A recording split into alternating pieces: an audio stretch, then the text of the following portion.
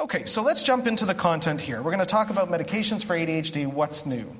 Our overview, we're going to talk about 21 steps to consider with ADHD medication, the role of medication in multimodal treatment, how ADHD medications work, the stimulant medicines, then the non-stimulant medicines, a brief touch on the third-line medicines, things that can come after the first-line medicines, what's coming soon, some warnings, and then some Q&A when we've got the time.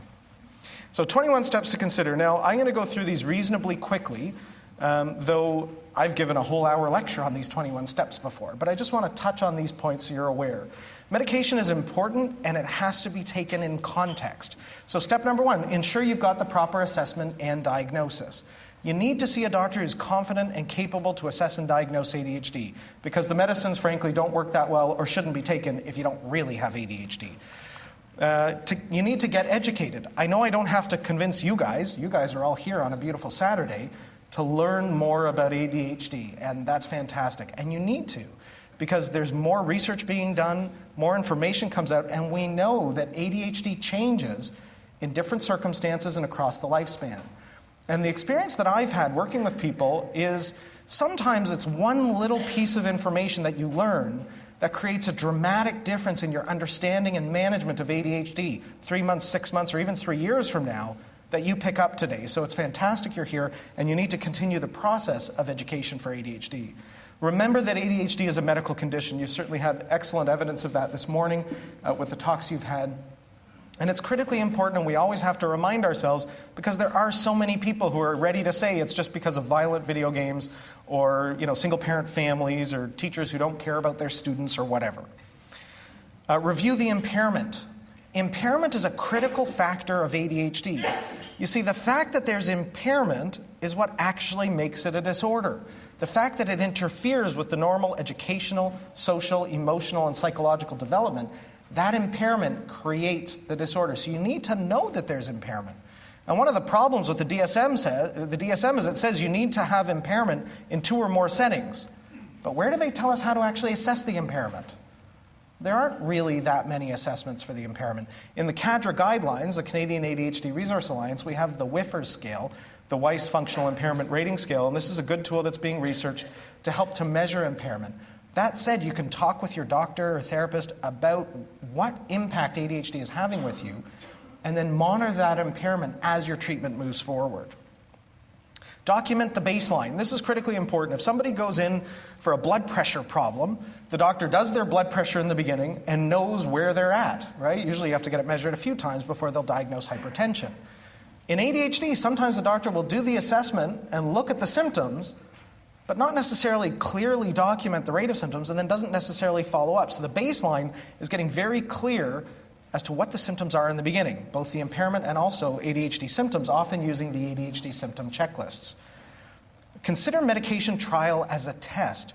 This essentially points to the fact that many parents, particularly of younger children, get worried that if I'm going to give them a medication, they're worried this is going to be a lifelong problem, a lifelong prescription rather. And sometimes they may need to take medication for years. We know ADHD lasts for a long time. But sometimes they don't. Sometimes the medicine doesn't work right. Sometimes there are side effects. Or maybe they will outgrow or develop other skills and strategies. So if a mother of an 8-year-old or a father of an 8-year-old takes a prescription, it doesn't mean it's lifelong. I always say take the short term. Let's just see if we can get it to work, deal with side effects. Medium term, let's stick with it for this school year, maybe next. And then let's evaluate longer term and see. This is not like a life sentence by any means. So consider it as a test, because we don't know for sure if it's going to work. By the same token, people need to know that medication treatment is a process. There's no test or brain scan to know which medicine is going to work. So we need to try one. The doctor is going to have his or her own preferences and experience and impression about what may work well for you. So the doctor may suggest trying, medicine A and then giving that some time. But it's a process. There's no right or wrong. It has to be done. And as Dr. Brown so correctly said, it needs to be tweaked and adjusted over time. Don't worry about lifelong treatment. I think I've made that point. Number 9 is to balance the risk and benefit ratio. This is critically important. Most of the time people are concerned about side effects that are going to be terrible. Though most people who take medications have very few side effects, and most of the time the side effects are manageable. There are some times that the side effects are a real problem, and you need to work on that with your doctor. But balancing risk-benefit, essentially, most of the time, The risks are small and the benefits are high.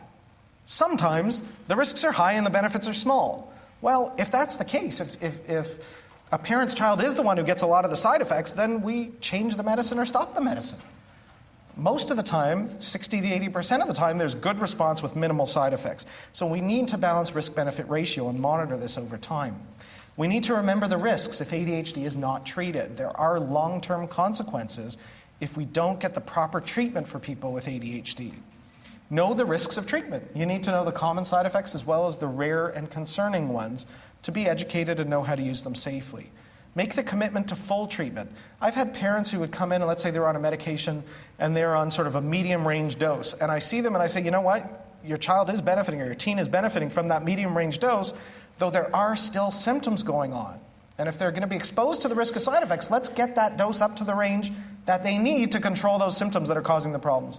And I've had mums who literally got very emotional in my office and very upset, concerned that they thought if their child was on Concerta 54 or Adderall 30, that was too high and it was terrible and their child was too young and they got quite emotional. So I encourage people to get educated and be committed to full treatment. Because, if you have high blood pressure and you only partially treat it, you're still at risk for heart attack and stroke. If you have ADHD and you only partially treat it, you're still at risk for the social, emotional, and psychological problems. Start a treatment journal. I love it when parents come into my office, especially if they're coming for a consultation, and I'm, say, the second or third doctor they've seen. And I say, well, which treatments have you had before? And they open up a file, and they say, oh, yeah, we had the Concerta back then, and the Adderall here. Oh, yeah, what was the dose? Who gave it to you? How long were you on it? And they have it all. This is absolutely fantastic and helpful. So it doesn't have to be anything particularly fancy, just a notebook, jot down a few notes, and keep track of what's going on over time. Gather the facts you need to educate others. Well, you're all doing that today tremendously well, because you do have to, you have to be an advocate. It's not really a choice, right? When you've got ADHD or your child's got ADHD, in our society right now, you are immediately an advocate because you have to educate and defend and support the position you need to take. Ensure a proper physical exam. We do have to remember it's not just all about the brain. There's also a body attached to the brain. So physical exam from the family doctor or pediatrician. Ensure agreement. Sometimes there are situations where one parent agrees and the other parent doesn't, or maybe a spouse doesn't agree, or the person with ADHD has a different opinion. You have to get agreement about the disorder and the treatment options. Commit to see the doctor regularly. When we look at the long-term follow-up of prescriptions, there's an unbelievable number of people who do not continue taking their medicine. And there's very poor adherence to treatment. Only about 16% in Canada continue their medication 1 year after they started. And I kind of scratch my head for that, because most people, when they get a good medication response, it's an outstanding response. They do tremendously well. And then to think that they give that up a year later.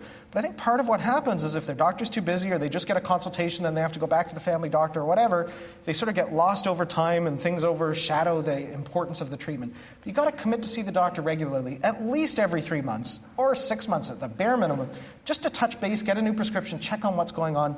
And if there's any changes, you've got to see them much more frequently to adjust and manage and fine-tune. Watch out for ignorant assumptions. Now, this is one I'm always a little hesitant to talk about, but I'll say it with absolute respect. And that is, there are times people will come into my office and they will say, well, I don't want my child on any of that Ritalin stuff or any of those stimulants. I say, okay, well, let's talk about that and give some education and this sort of thing. And then when I say, but this acting out behavior, this aggression, if it continues on, we may need to try a medication like risperidone, which is an atypical antipsychotic that sometimes is used for severe aggression. The parent says, oh, I'm fine with that. And for those of you who are chuckling a little bit, you realize that it's a much stronger medication, that it's not approved for use under 18. There are long-term side effects and consequences that are far worse than any stimulant medicine or any ADHD medicine. But part of what happens is people get pulled into the press and the misconceptions out there. Now, I know you guys are all here, you're so committed to this, and you're going to help educate other people. Though for me, I call that an ignorant assumption. And I don't mean ignorant that I'm calling the people who say that, well,